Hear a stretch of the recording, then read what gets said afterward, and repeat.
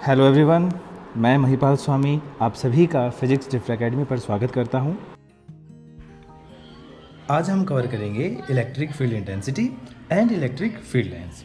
तो स्टार्ट करते हैं आज के हमारे फर्स्ट टॉपिक से। Let's start. Electric field. Electric field due to a charge is the space around the charge in which electrostatic force can be experienced. इसका meaning ये हुआ, जैसे हम यहाँ पर एक चार्ज कंसिडर करते हैं Q, तो इस Q के चारों तरफ एक ऐसा एरिया डेवलप हो जाता है, एक ऐसा फील्ड डेवलप हो जाता है कि इस फील्ड में अगर हम कोई भी अदर चार्ज लेकर आएंगे तो वो चार्ज कुछ फोर्स एक्सपीरियंस करेगा, और ये जो फोर्स होगा वो हमारा इलेक्ट्रोस्टैटिक फोर्स होगा। जैसे अगर यहाँ पर एक चार्ज है Q0, तो अगर इस Q0 को मैं एक सर्टेन रीजन के अंदर लेके जाता हूँ, अगर ये Q0 यहाँ रखा हुआ है तो ये कोई भी इलेक्ट्रोस्टैटिक फोर्स एक्सपीरियंस नहीं करेगा। लेकिन जैसे ही मैं इसको एक सर्टेन रीजन में लेके जाता हूँ तो ये Q0 चार्ज एक फोर्स को एक्सपीरियंस करेगा, इलेक्ट्रोस्टैटिक फोर्स एक्सपीरियंस करेगा। तो ये जो चार्ज के चारों तरफ का एरिया है, जिस एरिया में कोई other charge electrostatic force experience करने लग जाता है, इस रीजन को, इस एरिया को, इस फील्ड को इलेक्ट्रिक फील्ड कहा जाता है। Is it clear? तो इसका मतलब क्या हुआ यहाँ पर? देखो, electric field due to a charge is the space, किसी भी चार्ज के चारों तरफ का वो space in which that charge experience a electrostatic force, है ना, उसको हम इलेक्ट्रिक फील्ड कहेंगे। अब हम मूव करते हैं हमारे नेक्स्ट टॉपिक की तरफ, इलेक्ट्रिक फील्ड इंटेंसिटी। तो electric field intensity is the strength of electric field at that point. उस पॉइंट पे इलेक्ट्रिक फील्ड की स्ट्रेंथ इलेक्ट्रिक फील्ड इंटेंसिटी होगा। जैसे अभी हमने यहाँ पर ये एग्जांपल कंसिडर किया था, तो इस एग्जांपल में हम दो पॉइंट कंसिडर करते हैं। देखो यहाँ पे पूरा ये देखो यहाँ पे ये मेंशन किया हुआ है कि it is the strength of electric field at that point. एक पॉइंट पे किसी की हमें फील्ड की स्ट्रेंथ बतानी हो तो हम उसको इलेक्ट्रिक फील्ड इंटेंसिटी से ही शो करते हैं। तो पॉइंट में हमने दो पॉइंट एज्यूम किए हैं, पॉइंट ए, पॉइंट बी। तो इन दोनों पॉइंट पे इलेक्ट्रिक फील्ड की स्ट्रेंथ कितनी है, इसका अंदाज़ा हम किससे लगाएंगे? तो इसका अंदाज़ा हम एक नई physical quantity electric field intensity से लगाएंगे। तो इलेक्ट्रिक फील्ड इंटेंसिटी क्या होगा? Electric field intensity eight point A electric field की स्ट्रेंथ को शो करेगा। साथ में हमें ये भी पता, साथ में इससे ये भी पता चलेगा कि वहाँ पर फोर्स की डायरेक्शन कहाँ लग रही है। इसी तरह से बी पे, तो ए पर इलेक्ट्रिक फील्ड इंटेंसिटी की वैल्यू ज़्यादा होगी क्योंकि ये इस चार्ज के जो सोर्स है, मेन सोर्स है, उस सोर्स के पास में है, तो यहाँ पर फील्ड की स्ट्रेंथ ज़्यादा है। ये सोर्स से दूर है तो यहाँ पर फील्ड की स्ट्रेंथ कम होगी। इसलिए हमने यहाँ पे ये लिखा हुआ है कि it is the strength of electric field at that point, यानी हर पॉइंट पे इलेक्ट्रिक फील्ड की स्ट्रेंथ चेंज होती है। तो ये जो हमने रीज़न बनाया है, जो इलेक्ट्रिक फील्ड था किसका? प्लस क्यू चार्ज का। तो प्लस क्यू चार्ज का जो फील्ड है उसके हर पॉइंट पे इलेक्ट्रिक फील्ड की वैल्यू अलग अलग होगी, स्ट्रेंथ अलग अलग होगी। तो इस वजह से हमने लिखा है यहाँ पर eight that point. Is it clear? इसी को हम एक दूसरी डेफिनेशन से शो कर सकते हैं कि it is the force experienced by the unit positive charge, कि यहाँ पर that electric field intensity E vector is equals to, इसको हम ई वेक्टर से शो करेंगे इलेक्ट्रिक फील्ड इंटेंसिटी को। तो it is the force experienced by the unit positive charge. जैसे यहाँ पे मैंने Q0 एक टेस्ट चार्ज है, यूनिट चार्ज है, पॉजिटिव चार्ज है, तो ये पॉजिटिव चार्ज जितना फोर्स एक्सपीरियंस करेगा उस फोर्स को ही हम इलेक्ट्रिक फील्ड इंटेंसिटी कहेंगे। और एक वेक्टर क्वांटिटी है तो इसकी कोई ना कोई डायरेक्शन भी होगी और इसका मैग्नीट्यूड भी होगा। तो इसका मैग्नीट्यूड क्या होगा वो हमने यहाँ पर शो कर ही दिया है कि कोई यूनिट चार्ज जितना फोर्स एक्सपीरियंस करेगा उस फोर्स की वैल्यू को ही हम इलेक्ट्रिक फील्ड इंटेंसिटी कहेंगे। ओके, तो E vector is equals to F vector divide by Q naught. ये हमारा मेन फॉर्मूला होगा इलेक्ट्रिक फील्ड इंटेंसिटी का, F vector divide by Q naught. और इसी फॉर्मूला से अगर हमें, और ये फोर्स कौन सा फोर्स है? Electrostatic force. और इलेक्ट्रोस्टैटिक फोर्स की वैल्यू फाइंड करनी हो तो क्यू नॉट ई यानी क्यू ई, इस फॉर्मूला का हम यूज़ करेंगे।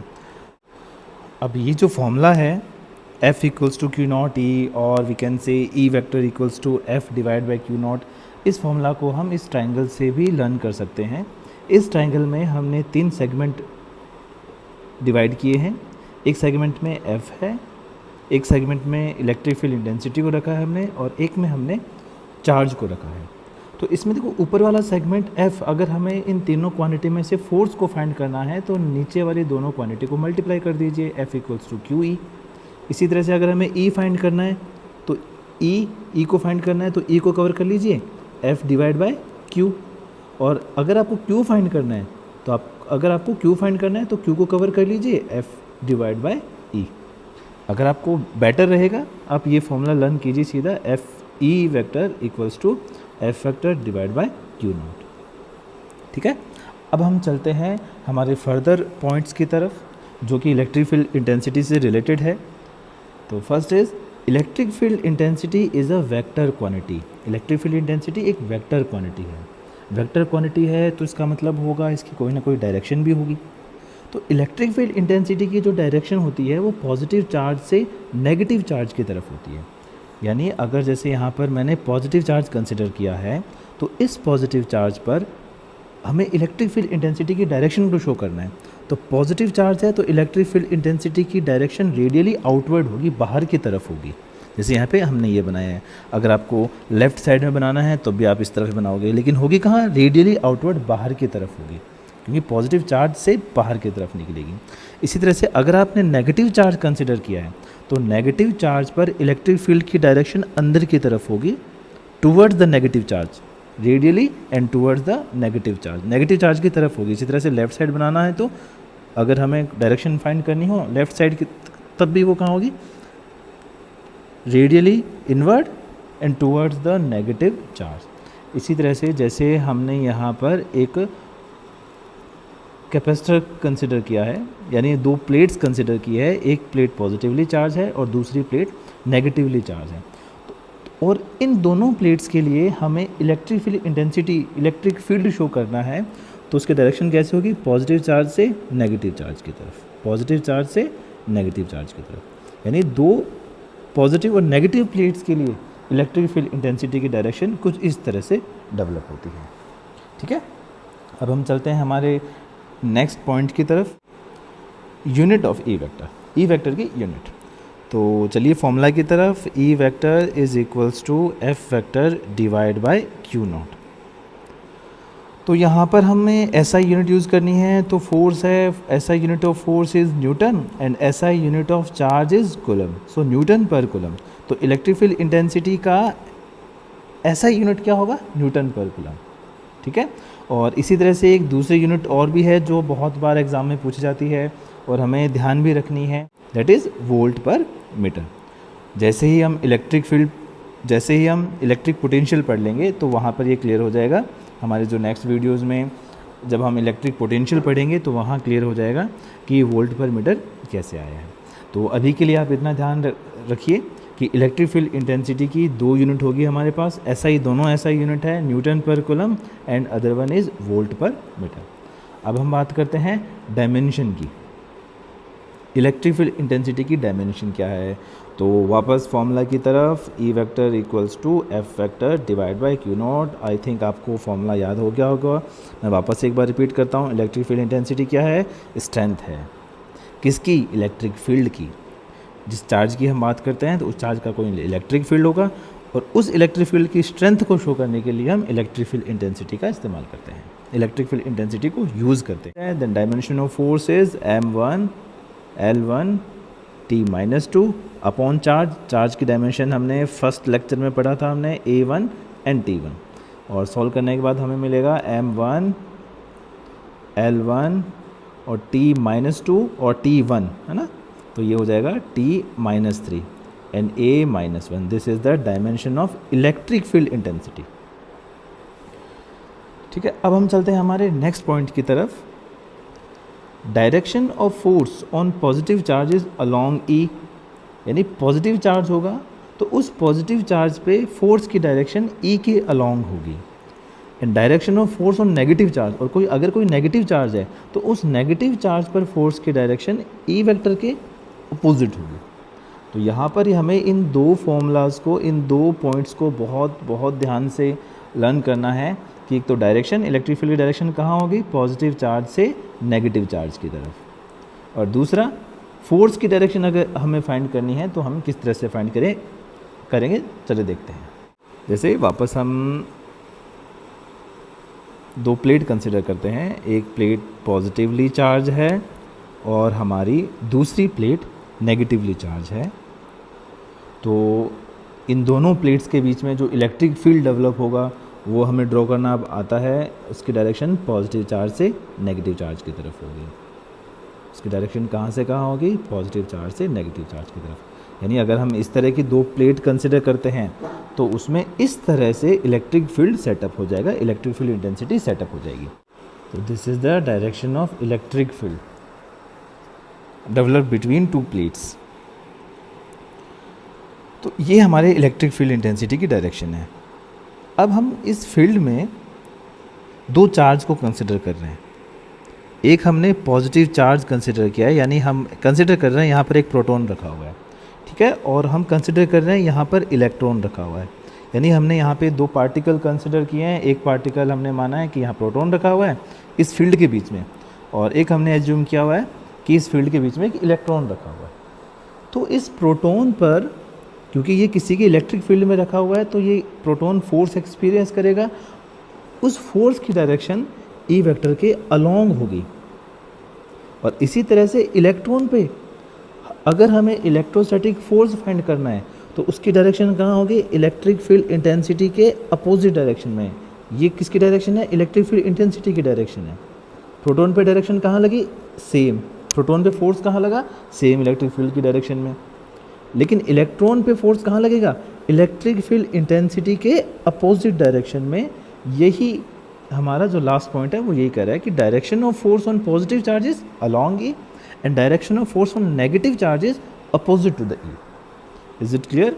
तो ये दोनों पॉइंट हमें लर्न करने हैं अच्छे से, इंपॉर्टेंट पॉइंट है दोनों। अब हम चलते हैं हमारे नेक्स्ट पॉइंट की तरफ, electric field intensity due to point charge. अब हमें पॉइंट चार्ज की वजह से इलेक्ट्रिक फील्ड इंटेंसिटी को फाइंड करना है। अब हम इसी एग्जाम्पल को मैथमेटिकली भी एक्सप्लेन कर सकते हैं, या आप ये बोल सकते हो कि जो अब या फिर हम ऐसा कह सकते हैं कि अब हम जो पॉइंट करने जा रहे हैं वो हमारे न्यूमेरिकल के लिए इम्पोर्टेंट होंगे।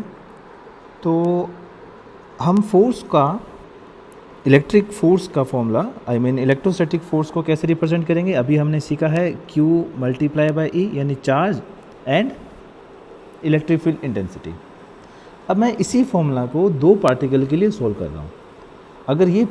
अगर मैं ये फॉर्मूला इलेक्ट्रॉन के लिए सोल्व करूँ तो हम क्या लिखेंगे कि Fe, इलेक्ट्रॉन पे लगने वाला electrostatic force, equals to charge, और यहाँ पर चार्ज कौन सा होगा, -E, यानी वही -1.6 into 10⁻⁻19 coulomb, and multiply by E vector. Okay, and formula of force is, हम अच्छे से जानते हैं, F इक्वल्स टू ma। तो यहाँ पर मास किसका आएगा, इलेक्ट्रॉन का मास आएगा, because we are talking about electron. So mass is mass of electron, so here we use mass of electron, and acceleration, तो acceleration भी किसका आएगा, इलेक्ट्रॉन का acceleration, क्योंकि वेक्टर क्वांटिटी है, यहाँ acceleration वेक्टर क्वांटिटी है, तो हम acceleration पर वेक्टर का साइन यूज़ कर लेते हैं यहाँ पर, equal to -E and E vector. Now AE vector equals to -E vector divide by ME। तो इस फॉर्मूला से ये क्लियर है कि AE की डायरेक्शन और E की डायरेक्शन दोनों के बीच में नेगेटिव आया हुआ है, इसका मतलब दोनों की डायरेक्शन अपोजिट होगी। AE vector is the negative sign of the E vector. इसका मीनिंग ये हुआ कि अगर हम किसी भी इलेक्ट्रिक फील्ड में अगर हम इलेक्ट्रॉन को रखते हैं तो वो इलेक्ट्रिक फील्ड के अपोजिट डायरेक्शन में मूव करेगा। ठीक है, इसी तरह से इसी फॉर्मूला को हम प्रोटॉन के लिए सोल्व करते हैं। तो ये फॉर्मूला वापस F वेक्टर किस पे लग रहा है, इस बार प्रोटॉन पे लग रहा है, तो उसको FP यूज़ कर लेते हैं हम यहाँ पे। प्लस ई, क्योंकि प्रोटॉन पे चार्ज भी सेम इतना ही होता है 1.6 इंटू 10⁻⁻19 कूलम प्लस, तो यहाँ पे हमने प्लस ई यूज़ किया है। और इधर E vector again F equals to M A, लेकिन इस बार जो मास आएगा वो किसका मास आएगा, प्रोटॉन का मास आएगा। तो इस बार मास किसका आएगा, प्रोटॉन का, और एक्सेलरेशन भी किसका आएगा, प्रोटॉन का acceleration. A P vector equals to plus E vector, and A P vector equals to plus E vector divide by M P. और इस फॉर्मूला से ये क्लियर है कि प्रोटॉन के एक्सेलरेशन की डायरेक्शन और इलेक्ट्रिक फील्ड की डायरेक्शन सेम है। यहाँ पर पॉजिटिव साइन है, यानी दोनों एक ही डायरेक्शन में होंगे। या हम ये कह सकते हैं कि प्रोटॉन इलेक्ट्रिक फील्ड के अलोंग मूव करेगा और इलेक्ट्रॉन इलेक्ट्रिक फील्ड के अपोजिट मूव करेगा, अपोजिट एक्सेलरेट होगा या मूव करेगा। ठीक है, अब हम चलते हैं हमारे एक और पॉइंट की तरफ जो न्यूमेरिकल के लिए इम्पोर्टेंट होगा, और वो कुछ इस तरह से है। अगेन वही हमारा favourite formula F equals to Q E. I think आपको ये फॉर्मूला अब तक याद हो गया होगा, F equals to Q E. तो हम ये एज्यूम कर रहे हैं कि हमने एक चार्ज लिया है Q, और जो इलेक्ट्रिक फील्ड सेटअप हो रहा है यहाँ पर दैट इज़ E वेक्टर। तो ये हमने एक एग्जाम्पल लिया है, तो for that example Q is constant, क्योंकि हमने चार्ज लिया है तो Q कॉन्स्टेंट हो गया। इलेक्ट्रिक फील्ड भी कांस्टेंट है, यहाँ पे दोनों कांस्टेंट है। When Q is constant, E is constant, so we can write F is also constant because F equals to ma, so we can write ma equals to constant। तो इस formula से हम ये लिख सकते हैं कि m is proportional to 1/a, और we can say that a is proportional to 1/m, यानी दोनों का रिलेशन कैसा होगा, इन्वर्स रिलेशन। तो हम एक एग्जांपल लेके चलते हैं दैट me एंड mp की मास ऑफ इलेक्ट्रॉन और मास ऑफ प्रोटॉन को अगर हम कंपेयर करें, then we know very well that mass of electron is very very less than mass of proton. Mass electron का मास बहुत कम होता है, 9.1 इंटू 10⁻³ kg, बल्कि प्रोटॉन का मास इलेक्ट्रॉन के मास से काफ़ी ज़्यादा है, 10⁻27 रेंज का होता है, 27 kg इस रेंज का होता है ये। तो अगर हमें इसी फॉर्मूला, तो ये एक्सप्रेशन अगर हम एक्सेलरेशन के लिए सॉल्व करेंगे, then we can write that A E electron का एक्सेलरेशन प्रोटॉन के एक्सेलरेशन से ज़्यादा होगा। Acceleration of electron is very very greater than acceleration of proton, because हमने अभी भी पढ़ा है that m is inversely proportional to e, दोनों में इन्वर्स रिलेशन है इसलिए। अब हम कुछ पार्टिकल के मासेस के बारे में बात करते हैं। पहले हम अल्फ़ा पार्टिकल के बारे में जान लेते हैं कि अल्फ़ा पार्टिकल क्या है। तो अल्फ़ा पार्टिकल इज़ 2He4। जैसे हमने अगर हम हीलियम एटम लेते हैं, अगर हम हीलियम एटम की बात करें तो हीलियम एटम में 2 इलेक्ट्रॉन होते हैं और 2 ही प्रोटॉन होते हैं, और हमने किसी मेथड से इलेक्ट्रॉन को किक आउट कर दिया, इलेक्ट्रॉन को उस एटम से बाहर निकाल दिया, यानी हमने उस एटम को आयनाइज कर दिया, दोनों इलेक्ट्रॉन को बाहर निकाल दिया। तो अब हमारे पास हीलियम का केवल न्यूक्लियस बचेगा, और वी कैन से दैट हमारे पास अब इलेक्ट्रॉन केवल 2 प्रोटॉन बचे हैं, इलेक्ट्रॉन नहीं है। तो इस डबली आयनाइज्ड हीलियम एटम को हम अल्फ़ा पार्टिकल कहते हैं। या हम ऐसा भी बोल सकते हैं कि हीलियम का जो न्यूक्लियस है दैट इज़ अल्फ़ा पार्टिकल। तो अल्फ़ा पार्टिकल क्या है, He++, this is the alpha particle. तो अल्फ़ा पार्टिकल का अगर हमें मास फाइंड करना है, अल्फ़ा पार्टिकल का हमें मास फाइंड करना है, तो mass of alpha particle is the, यहाँ पे क्या लिखा हुआ, 4। इसका मतलब ये हुआ कि ये प्रोटॉन के मास का 4 टाइम्स होगा, प्रोटॉन के मास का 4 टाइम्स होगा। और अगर हमें इसी तरह से अल्फ़ा पार्टिकल का चार्ज अगर हमें फाइंड करना है, तो चार्ज यहाँ पे क्या लिखा हुआ है, 2, यानी इसका एटॉमिक नंबर 2 है। तो इसका मतलब ये हुआ अल्फ़ा पार्टिकल का charge 2 times of the charge of the proton, और वी कैन से इलेक्ट्रॉन, क्योंकि दोनों का चार्ज सेम होता है। तो ये हमें ध्यान रखना है। और इसी तरह से अगर हम बात करें ड्यूट्रॉन की, ड्यूट्रॉन इज़ 1H2। तो इसमें अगर हमें ड्यूट्रॉन का मास निकालना है, यानी mass of deuteron is the, यहाँ पर बिकॉज 2 यूज़ हो रखा है तो it is the 2 times of the mass of the proton, and charge of the deuteron is plus same as the proton और वी कैन से इलेक्ट्रॉन। तो हम एक और पॉइंट डिस्कस करते हैं, electron ratio of the acceleration of electron to the acceleration of the proton, हमें इसको find करना है। तो because acceleration is inversely proportional to the m, तो हम लिख सकते हैं that acceleration of electron divide by acceleration of proton equals to mass of proton divide by mass of electron and equals to 1836, यानी जो प्रोटॉन का मास होता है वो इलेक्ट्रॉन के मास का इतना टाइम्स होता है। या फिर हम ये भी कह सकते हैं कि इलेक्ट्रॉन का मास प्रोटॉन के मास का 1/1836 टाइम्स होगा, प्रोटॉन के मास का इतना टाइम्स होगा। तो इस बार जो CBSE का जो एग्ज़ाम हुआ है इसमें यही क्वेश्चन आया था, सेट 2 में ये क्वेश्चन है। उसमें हमें हालांकि क्वेश्चन एक्सेलरेशन से रिलेटेड नहीं था, वो वेवलेंथ से रिगार्डिंग था, लेकिन उसमें लास्ट में ये टर्म यूज़ होती है, वहाँ पे मास of proton mass of electron को कंपेयर करना है। तो हमें ये ध्यान रखना है कि मास ऑफ इलेक्ट्रॉन और मास ऑफ प्रोटॉन में जो रिलेशन होगा वो ये होता है, यानी mass of proton divide by mass of electron is 1836 divide by 1। ध्यान रखना, अगर आप इसको इस तरह से लिखते हो mass of electron to the mass of proton then it is 1/1836। ये बहुत ज़रूरी है। अगर आपको 1836 लर्न नहीं होता तो आप लगभग आपको ये तो लर्न करना ही करना है। वैसे सिंपल ही है, ये 18 इसका डबल 36 है ना, इम्पोर्टेंट है ये। Now our next point is electric field intensity due to point charge, यानी कोई पॉइंट चार्ज है, कोई चार्ज है और उस चार्ज की वजह से हमें अगर इलेक्ट्रिक फील्ड इंटेंसिटी फाइंड करनी है तो हम कैसे करेंगे। तो सबसे पहले हम कंसिडर करते हैं एक चार्ज है, सबसे पहले हमने यहाँ पर एक पॉइंट चार्ज कंसिडर किया है, this is our point charge Q, और हमें इस चार्ज से R डिस्टेंस पर एक पॉइंट है P, इस पॉइंट पे ये डिस्टेंस R है और इस पॉइंट पे हमें इलेक्ट्रिक फील्ड इंटेंसिटी की वैल्यू फाइंड करनी है, अमाउंट फाइंड करना है इस पॉइंट चार्ज की वजह से कि पॉइंट P पर इलेक्ट्रिक फील्ड इंटेंसिटी कितनी होगी। तो बहुत ही सिंपल है ये।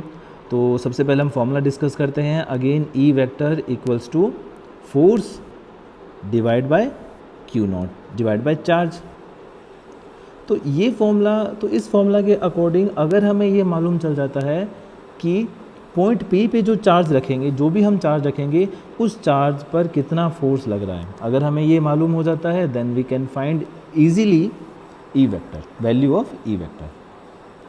तो हमने यहाँ पे ये भी कंसिडर किया है कि जो पॉइंट P है वो इस चार्ज के फील्ड में ही है, क्योंकि अगर ये पॉइंट P चार्ज, अगर ये पॉइंट P इस चार्ज के फील्ड से बाहर होगा तो इस पर कोई फोर्स ही नहीं लगेगा, इस पर कोई फोर्स नहीं लगेगा, तो हम यहाँ पर कह सकते हैं कि इलेक्ट्रिक फील्ड इंटेंसिटी की वैल्यू भी 0 होगी। तो यहाँ पर हम एक चार्ज Q0 कंसिडर करते हैं और इस Q0 चार्ज को पॉइंट P पे रखते हैं, इस Q0 चार्ज को हमने पॉइंट P पे रखा, तो ये Q0 चार्ज इस Q के फील्ड में आ चुका है। तो अब ये कितना इलेक्ट्रोस्टैटिक फोर्स एक्सपीरियंस करेगा हमें ये फाइंड करना है, और इलेक्ट्रोस्टैटिक फोर्स, दो चार्ज के बीच में इलेक्ट्रोस्टैटिक फोर्स फाइंड करना हमने कूलम्ब्स लॉ में सीखा है। तो यहाँ पर कूलम्ब्स लॉ की वैल्यू, यानी दोनों चार्ज के बीच में लगने वाले फोर्स की वैल्यू क्या होगी, F equals to K, Q1 is plus Q, Q2 is Q0 divide by बीच की डिस्टेंस, इन दोनों के बीच की डिस्टेंस इज़ R, और R का स्क्वायर, यही होगा यहाँ पर, है ना। एक बार हम वेक्टर साइन यूज़ नहीं कर रहे हैं, हम केवल मैग्नीट्यूड फाइंड कर रहे हैं। So the value of force at point P is F equals to K Q Q0 divide by R square. हमारे पास फोर्स की वैल्यू आ गई है, तो अब हम इलेक्ट्रिक फील्ड इंटेंसिटी की वैल्यू इजीली फाइंड कर सकते हैं। तो इलेक्ट्रिक फील्ड इंटेंसिटी की वैल्यू क्या है, F डिवाइड बाय चार्ज। यहाँ पर वो चार्ज आएगा जिस चार्ज को हम फील्ड में लेकर आ रहे हैं, यहाँ पर Q चार्ज नहीं रखेंगे, यहाँ पर हम जिस चार्ज को फील्ड में लेकर आए हैं, यहाँ पर किस चार्ज को लेकर आए हैं, Q0 को, तो यहाँ पर हमें Q0 लिखना है। तो E equals to F divide by Q0, यानी K Q nought upon R square and divide by Q nought. So we get k q upon r square. So this is the value of electric field intensity due to point charge. So we can write E equals to k q divided by r square. So this is the magnitude of electric field intensity at point P, or we can say that at distance r, because E is vector quantity. So इसको vector form में जब हम लिखेंगे then E vector is equals to K Q upon R square और साथ में उसकी direction. यहाँ आर कैप ये शो कर रहा है कि अगर जो भी चार्ज पर जो फोर्स की डायरेक्शन या इलेक्ट्रिक फील्ड इंटेंसिटी की डायरेक्शन होगी वो रेडियली आउटवर्ड या रेडियली इनवर्ड होगी, डिपेंड करेगा चार्ज क्या है. तो यहाँ पर एक बार इन दो फॉर्मूला में हमें कंफ्यूज नहीं होना, क्योंकि इनमें कन्फ्यूजन क्रिएट होती है. एक तो है F divide by Q naught और एक फॉर्मूला में हमने यूज़ किया है F equals to K Q upon are square. तो यहाँ पे ध्यान रखना है, यहाँ पर जो हमने चार्ज यूज़ किया है ये वो चार्ज होगा जिस चार्ज को हम फील्ड में लेकर आ रहे हैं, और यहाँ पर वो चार्ज होगा जिस चार्ज के फील्ड की हम बात कर रहे हैं. If you draw graph between electric field intensity and distance, then we get E, और इधर यहाँ पे मैंने लिया है आर एक्स एक्सिस पे आर. सो ई और आर के बीच में ग्राफ किस तरह से आएगा, इस तरह से. तो ये ग्राफ ये शो कर रहा है that E is proportional to 1/r square, कि आर डिस्टेंस जैसे जैसे इंक्रीज़ हो रही है वैसे वैसे इलेक्ट्रिक फील्ड इंटेंसिटी की वैल्यू डिक्रीज़ हो रही है. देखो हम जैसे जैसे इधर जा रहे हैं यानी आर जैसे जैसे इंक्रीज़ हो रहा है वैसे वैसे इलेक्ट्रिक फील्ड इंटेंसिटी की वैल्यू क्या हो रही है, कम हो रही है. अब हम चलते हैं हमारे नेक्स्ट पॉइंट की तरफ, electric field intensity due to group charge. तो जैसे हमने सुपरपोजिशन प्रिंसिपल किया था, superposition principle of multiple charge, force का सुपरपोजिशन प्रिंसिपल हमने किया था, बिल्कुल उसी तरह से अगर बहुत सारे चार्जेस है, काफ़ी सारे चार्ज है और किसी एक चार्ज पर हमें इलेक्ट्रिक फील्ड इंटेंसिटी की वैल्यू फाइंड करना हो तब हम इस फॉर्मूला का यूज़ करेंगे.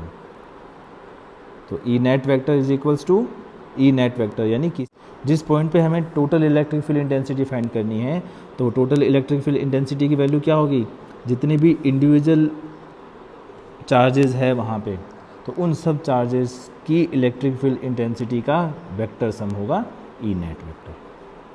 अब हम सब की वैल्यू पुट करते हैं, that E net vector equals to E one vector plus E two vector, सारे इंडिविजुअल वेक्टर का वेक्टर सम ही ई नेट वेक्टर होगा.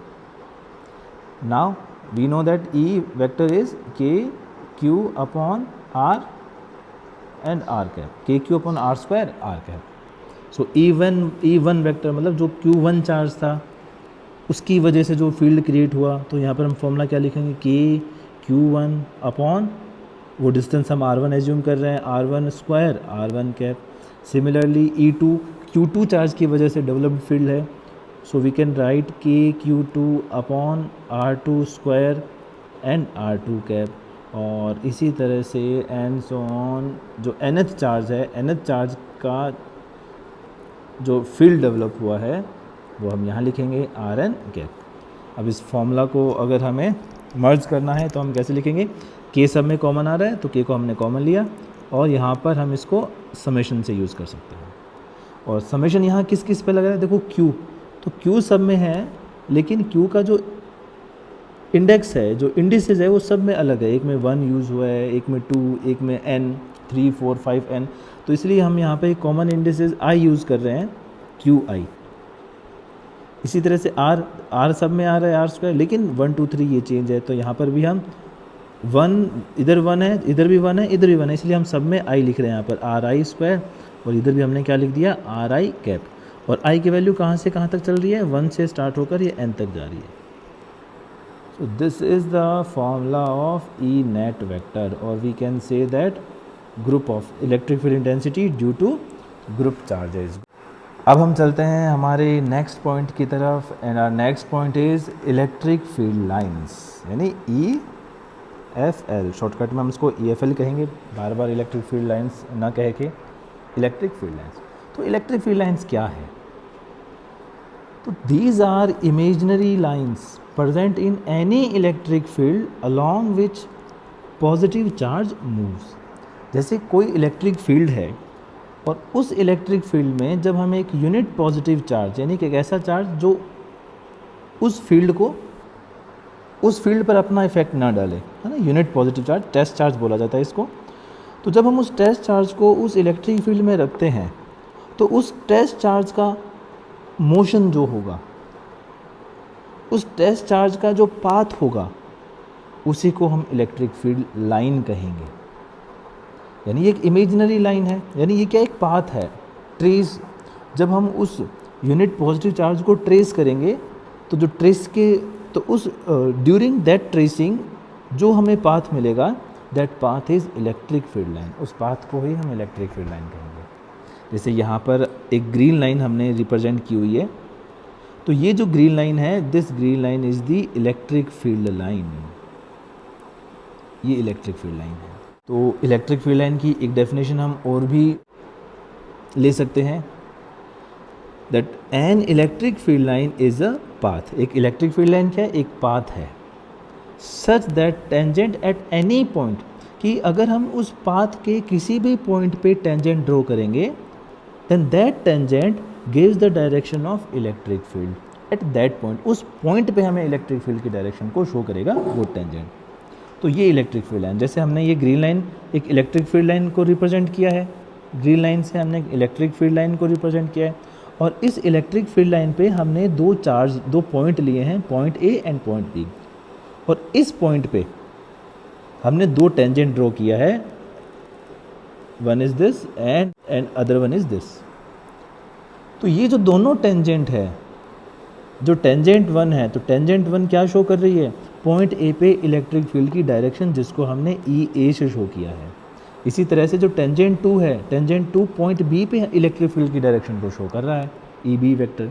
तो all in all we can say that electric field lines are the imaginary curve number 1, and this is the path of the unit positive charge, okay, and tangent at electric field line at any point gives the direction of electric field intensity at that point, okay। Now we discuss some properties of electric field lines। तो अब हम start कर रहे हैं हमारी first property, that electric field lines are the imaginary, okay, discontinuous curves. यहाँ discontinuous का meaning ये है कि electric field lines positive charge से स्टार्ट हो रही है। जैसे यहाँ पे अगर हम इस डायग्राम को देखें तो इस डायग्राम में यहाँ से इलेक्ट्रिक फील्ड लाइंस हमें निकलती हुई दिख रही है ना यहाँ पे, यानी यहाँ से पॉजिटिव चार्ज से इलेक्ट्रिक फील्ड लाइन स्टार्ट हो रही है। एरो देखो, ये जब एरो हम देखते हैं तो इससे पता लग रहा है हमें कि इलेक्ट्रिक फील्ड लाइन यहाँ से स्टार्ट हो रही है और नेगेटिव चार्ज पर जाके एंड हो जा रही है। ये नेगेटिव चार्ज पे जाके एंड हो रही है, यानी यहाँ से स्टार्ट हुआ पॉजिटिव चार्ज से और नेगेटिव चार्ज पे जाके एंड हो गया। तो इसका मतलब ये डिसकंटिन्यूस कर्व है। इसी तरह से जब हम हमारे आगे यूनिट आएगी, उस यूनिट में हम मैग्नेटिक फील्ड पढ़ेंगे और बिल्कुल इसी तरह से हम मैग्नेटिक फील्ड लाइंस पढ़ेंगे। तो जो मैग्नेटिक फील्ड लाइंस, किसी भी मैग्नेट के चारों तरफ इसी तरह का एक एरिया होता है, तो मैग्नेटिक फील्ड लाइंस में जो मैग्नेटिक फील्ड लाइंस होती है वो क्लोज्ड लूप फॉर्म करती है।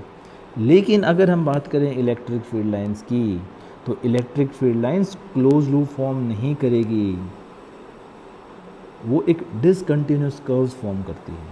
कौन? Electric field lines. They start from a positive charge and end at a negative charge। तो electric field line do not form any close loop. तो ये ध्यान रखना है हमें, इलेक्ट्रिक फील्ड लाइन कोई भी क्लोज लूप फॉर्म नहीं करती है। ये पॉजिटिव चार्ज से स्टार्ट होकर नेगेटिव चार्ज पर एंड हो जाएगी।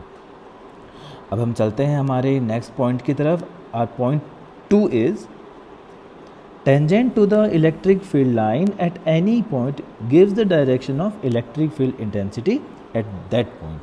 जो हमने अभी इलेक्ट्रिक फील्ड लाइन की डेफिनेशन में पढ़ा है कि किसी भी इलेक्ट्रिक फील्ड लाइन के किसी भी पॉइंट पे जब हम टेंजेंट ड्रॉ करते हैं तो वो टेंजेंट उस पॉइंट पे इलेक्ट्रिक फील्ड की डायरेक्शन को शो करता है।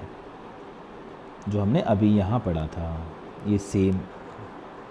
अब हम चलते हैं हमारे नेक्स्ट पॉइंट की तरफ। No two electric field lines of force can intersect each other, कि कोई भी दो इलेक्ट्रिक फील्ड लाइन आपस में कभी भी इंटरसेक्ट नहीं करेगी। जैसे यहाँ पर अगर हम दो इलेक्ट्रिक फील्ड लाइन को ड्रॉ करते हैं, ओके, यहाँ पर एक तो हमने ये इलेक्ट्रिक फील्ड लाइन ड्रॉ किया है ए बी, और इसी तरह से मैं एक इलेक्ट्रिक फील्ड लाइन और ड्रॉ कर रहा हूँ, दिस इज़ पी क्यू। तो यहाँ पर तो हमें जो चार्ज जो है ए से बी की तरफ गया है, और जो सेकंड केस में चार्ज क्यू से पी की तरफ गया है, ठीक है। तो हमें दिख रहा है यहाँ पर हमने एज्यूम किया है कि अभी दोनों इलेक्ट्रिक फील्ड लाइन आपस में इंटरसेक्ट हो रही है।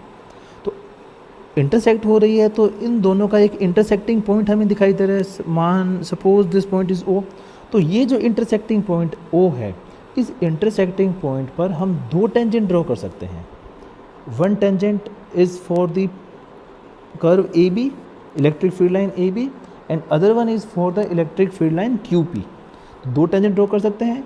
तो then our first tangent is the this, suppose electric field intensity की इस पॉइंट पे वैल्यू E1 है, और जब हम Q P electric field line के लिए टेंजेंट ड्रॉ करेंगे तो सपोज ये कुछ इस तरह से फॉर्म होती है, दिस इज़ E2 वेक्टर।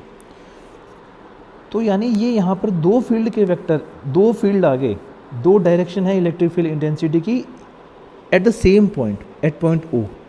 यानी एक ही पॉइंट पर दो इलेक्ट्रिक फील्ड इंटेंसिटी, एक ही पॉइंट पर फील्ड की दो direction, which is not possible. तो ये पॉसिबल नहीं है। अब हम चलते हैं हमारे नेक्स्ट पॉइंट की तरफ। हमारा नेक्स्ट पॉइंट है the electric field lines are always normal at the surface. जो इलेक्ट्रिक फील्ड लाइंस होती है वो सरफेस के नॉर्मल होती है। कोई भी कंडक्टर है, उस कंडक्टर का जो सरफेस है उसके नॉर्मल ही हमेशा इलेक्ट्रिक फील्ड लाइंस डेवलप होती है, इलेक्ट्रिक फील्ड लाइंस निकलती है या एंड होती है। जैसे हम एक एग्जांपल लेते हैं यहाँ पर कि हमने कुछ इस तरह का एक कंडक्टर लिया है, ठीक है, और इस कंडक्टर पे हम कुछ चार्ज कंसिडर कर रहे हैं। ऐसा होना ज़रूरी नहीं है, बस हमने एक एग्जांपल लिया है समझने के लिए कि उसमें इस तरह से चार्ज रखे हुए हैं, और यहाँ पर मैं कुछ इलेक्ट्रिक फील्ड लाइंस को एज्यूम कर रहा हूँ। कुछ इलेक्ट्रिक फील्ड लाइंस को लेते हैं जैसे, तो यहाँ पर हमने कुछ इलेक्ट्रिक फील्ड लाइंस को एज्यूम किया है, और क्वेश्चन कुछ इस तरह से है कि इनमें से कौन से इलेक्ट्रिक फील्ड लाइन सही है और कौन सी गलत है। जैसे अगर हम बात करें इलेक्ट्रिक फील्ड लाइन 1 की, तो इसमें पॉजिटिव चार्ज है, यानी इलेक्ट्रिक फील्ड लाइंस बाहर की तरफ होगी, रेडियली आउटवर्ड होगी, तो डायरेक्शन सही है। और ये सरफेस है यहाँ पे, और ये सरफेस के परपेंडिकुलर है, तो इसका मतलब ये हुआ जो फर्स्ट वाली इलेक्ट्रिक फील्ड लाइन है वो बिल्कुल करेक्ट है। अब हम बात करते हैं नंबर 2 इलेक्ट्रिक फील्ड लाइन की। तो इस इलेक्ट्रिक फील्ड लाइन में डायरेक्शन बाहर की तरफ है, जो बिल्कुल सही है, क्योंकि पॉजिटिव चार्ज है तो डायरेक्शन बाहर की तरफ होगी। लेकिन यहाँ पर ये जो सरफेस है, ये इस सरफेस के नॉर्मल नहीं है, एंगल 90 डिग्री एंगल नहीं है, बल्कि यहाँ पर आपको दिख रहा है ये एक्यूट या ऑब्ट्यूज एंगल है। तो ये इलेक्ट्रिक फील्ड लाइन नहीं है, क्योंकि जो इलेक्ट्रिक फील्ड लाइन होगी वो सरफेस के परपेंडिकुलर ही निकलेगी हमेशा। इसी तरह से अगर हम बात करें हमारे थर्ड इलेक्ट्रिक फील्ड लाइन की, तो ये नेगेटिव चार्ज है, इसलिए डायरेक्शन अंदर की तरफ है और सरफेस के परपेंडिकुलर भी है यहाँ पर, तो ये सही है। और जो हमारी फोर्थ इलेक्ट्रिक फील्ड लाइन है, तो fourth electric field line negative charge की वजह से डायरेक्शन अंदर की तरफ है, ये सही है, डायरेक्शन बिल्कुल सही है, लेकिन इस बार जो एंगल है वो 90 डिग्री नहीं है, तो ये इलेक्ट्रिक फील्ड लाइन नहीं है, इसको हम कंसिडर नहीं करेंगे। तो इस डायग्राम में फर्स्ट और तो जो थर्ड इलेक्ट्रिक फील्ड लाइन हमने ड्रॉ की थी वो सही है, and fourth and second is the wrong. और ये इलेक्ट्रिक फील्ड लाइन नॉर्मल ही क्यों निकलती है सरफेस के, तो जब हम कैपेसिटर कंडक्टर पढ़ेंगे तो वहाँ पर मैं इसको एक्सप्लेन करूँगा। अब हम चलते हैं हमारे नेक्स्ट पॉइंट की तरफ। When electric field line are close to each other means magnitude of E is large. यानी जैसे यहाँ पर हमने दो एग्जाम्पल कंसिडर किए हैं, और इन दोनों एग्जाम्पल में कुछ इलेक्ट्रिक फील्ड लाइंस को हमने शो किया है। तो ये जो इलेक्ट्रिक फील्ड लाइन है, यानी जो हमारा फर्स्ट एग्जाम्पल है, तो फर्स्ट एग्जाम्पल में आपको दिख रहा है लेफ़्ट साइड की जो इलेक्ट्रिक फील्ड लाइंस है वो these lines are very close to each other as compared to the right side. तो जो राइट साइड में जो इलेक्ट्रिक फील्ड लाइन है वो दूर दूर है, उनका स्पेसिंग दूर दूर आपको दिख रहा है, ये पास पास में है. Where electric field lines are close to each other, where the value of electric field intensity is large. जैसे यहाँ पर अगर हम पॉइंट ए और पॉइंट बी की बात करें कि पॉइंट ए पर जो इलेक्ट्रिक फील्ड इंटेंसिटी है वो है ई ए, और पॉइंट बी पर जो इलेक्ट्रिक फील्ड इंटेंसिटी है वो ई बी. तो दोनों का मैग्नीट्यूड अगर हमें बताना हो तो हम पता लगा सकते हैं कि ई ए जो है वो लार्ज होगा और ई बी कम होगा. That's why we write here that E A is greater than E B, क्योंकि यहाँ पर इलेक्ट्रिक फील्ड लाइन पास पास में है, पास पास में है, तो उसका मतलब यहाँ पर फील्ड की वैल्यू ज़्यादा है. किसके कंपैरिजन में? बी के कंपैरिजन में. इसी तरह से हमने जो सेकंड एग्जांपल लिया है, सेकंड एग्जांपल में आपको दिख रहा होगा कि ए साइड की तरफ जहाँ पर हमने पॉइंट ए रखा है और जहाँ पर पॉइंट सी रखा हुआ है वहाँ पर इलेक्ट्रिक फील्ड लाइंस की स्पेसिंग बिल्कुल सेम है, एग्जैक्टली सेम है. तो इसका मतलब ये हुआ कि पॉइंट ए पे फील्ड की वैल्यू और पॉइंट सी पर फील्ड की वैल्यू सेम है. तो हमने क्या लिखा है इधर, ई ए इज़ इक्वल टू ई सी. लेकिन जो पॉइंट बी के आसपास की जो इलेक्ट्रिक फील्ड लाइंस है उसकी स्पेसिंग थोड़ी सी ए और सी के कंपैरिजन में दूर दूर है. इसका मतलब यहाँ पर फील्ड की स्ट्रेंथ ए और सी के कंपैरिजन में कम है. तो हमने यहाँ लिखा है is less than E B. Is it clear? Now our next point is electric field line is always directed along high potential to low potential. यानी ये बिल्कुल पॉइंट नंबर वन के जैसा ही है. इलेक्ट्रिक फील्ड लाइन की जो direction होगी वो हाई पोटेंशियल से लो पोटेंशियल की तरफ होगी.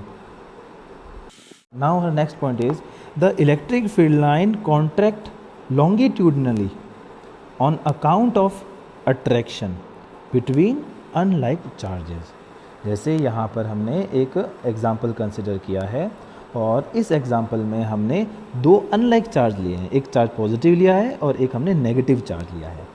तो इन दोनों में जो इलेक्ट्रिक फील्ड लाइन का फॉर्मेशन इस तरह से होगा. तो ये जो इलेक्ट्रिक फील्ड लाइन है देखने पे हमें ऐसे लग रहा है कि ये पॉजिटिव चार्ज और नेगेटिव चार्ज आपस में बंधे हुए हैं और ये एक दूसरे, और ये कुछ अगर हम इनको अगर एक तरह से स्ट्रिंग की तरह कंपेयर करें, स्ट्रिंग से कंपेयर करें, तो जब ये पॉजिटिव नेगेटिव चार्ज पास में आएंगे तो ये स्ट्रिंग क्या होगी, दूर फैलेगी. देखो जैसे यहाँ पर ये स्ट्रिंग कुछ इस तरह से फैलेगी. तो इसलिए हमने यहाँ पे लिखा है कि the electric field line contract longitudinally, यानी लेंथ के अलॉन्ग, ये जो लेंथ है इस लेंथ के अलॉन्ग ये कॉन्ट्रैक्ट हो रही है, यानी पॉजिटिव चार्ज नेगेटिव चार्ज एक दूसरे के पास आ रहा है. तो यहाँ पर जो लाइन है वो एक दूसरे के वो दूर जा रही है, फैल रही है वो. तो the electric field line contract longitudinally on account of attraction, attraction की वजह से. कब? जब चार्जेस अनलाइक हो. ठीक है. और एग्ज़ाम में आता भी है कि दो अनलाइक चार्ज के लिए हमें इलेक्ट्रिक फील्ड लाइन को फॉर्म करना है, तो हमें ये डायग्राम बनाना है. देखो यहाँ पे पॉजिटिव चार्ज है तो पॉजिटिव चार्ज से इलेक्ट्रिक फील्ड लाइंस बाहर की तरफ निकलती हुई दिख रही है हमें, और नेगेटिव चार्ज पर ये फील्ड लाइंस नेगेटिव चार्ज पर एंड हो रही है. और इसी तरह से जो हमारा लास्ट पॉइंट है, तो हमारा लास्ट पॉइंट है the electric field line exert a lateral pressure on account of repulsion. Repulsion की वजह से वो एक दूसरे पर लेटरल प्रेशर एक्सर्ट करेगी. कब? जब लाइक चार्जेस हो. जैसे यहाँ पर हमने पॉजिटिव चार्ज लिया है, इसी तरह से पॉजिटिव चार्ज की तरह की जगह अगर दोनों नेगेटिव चार्ज हो, दोनों चार्ज नेगेटिव हो या दोनों चार्ज पॉजिटिव हो, तो हमें कुछ इस तरह से इलेक्ट्रिक फील्ड लाइन को ड्रॉ करना है. बस ध्यान इतना सा रखना है कि अगर यहाँ पर नेगेटिव चार्ज है तो जो डायरेक्शन है जो हमने बाहर की तरफ दिखाई है वो हमें अंदर की तरफ दिखानी है. ठीक है. और यहाँ पर जो प्रेशर एक्सर्ट हो रहा है वो लेटरली एक्सर्ट हो रहा है, यानी यहाँ पर जैसे ये एक दीवार है, ये एक वॉल है और इस वॉल की दोनों, और यहाँ पर ये प्रेशर एक्सर्ट हो रहा है कि ये दोनों यहाँ पर, ये देखो ये फील्ड लाइन एक से दूर जा रही है, एक दूसरे से दूर जा रही है. तो इसलिए हमने यहाँ पर ये लिखा हुआ है that electric field line exert a lateral pressure, कि ये ऐसा लग रहा है जैसे एक दूसरे पे प्रेशर डाल रही है और इस प्रेशर की वजह से ये जो दोनों इलेक्ट्रिक फील्ड लाइन है आपस में दूर जाने का ट्राई कर रही है. तो यहाँ पर प्रेशर एक्सर्ट हो रहा है, लेकिन ये जो प्रेशर एक्सर्ट हो रहा है वो कैसे प्रेशर एक्सर्ट हो रहा है? लेटरली एक्सर्ट हो रहा है. So the electric field line exert a lateral pressure on account of repulsion, repulsion की वजह से। इसलिए जो पॉजिटिव चार्ज यानी जो लाइक चार्जेस है उनमें रिपल्शन होता है और जो अनलाइक चार्ज है उनमें अट्रैक्शन होता है।